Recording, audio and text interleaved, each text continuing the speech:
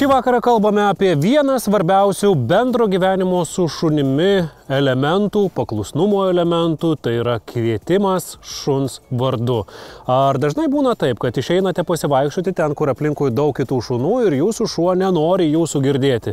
Kviečiate vardu, namuose puikiai reaguoja, išeinate į lauką, jis savo vardo negirdi. Pirmiausia, be abejo, susiekite maistą su vardu, parodykite savo rankose, kad turite skanukų arba turite sauso maisto, pakvieskite jį vardu ir vos tik tai baigus ištarti jo vardą, duokite jam maisto. Šuo taip greitai susies savo vardą su geromis emocijomis ir skanėstais.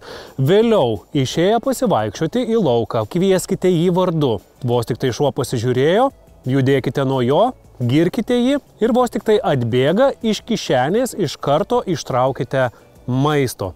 Vėliau yra labai svarbu, kad neatsitiktų taip, jog šuo jūsų neklauso, kai nėra maisto jūsų rankose. Tai turėkite maistą kišenėse ir šuniukas vos tik tai atbėga, jūs neskubėkite traukti maisto arba skanukų iš kišenės.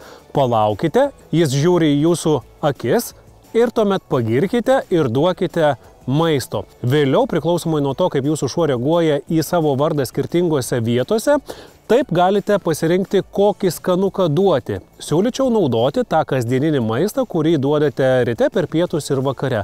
Tačiau, jeigu matote, kad dirgikliai ima viršų, tai pasiimkite kažkokio tai super ekstra maisto, super skanukų, kurie jam yra labai skanus. Taip labai lengvai išmokysite, kad vardas ir atėjimas šuns prie jūsų jam atneša būtent tai, kas yra skaniausia pasaulyje. Viskas yra labai paprasta, tačiau jeigu kilo klausimų, rašykite mums į mūsų Facebooką Gyvūnų pasaulis. Čia taip pat rasite ir daugiau kitos informacijos bei praėjusių laidų dresūros pamokėles.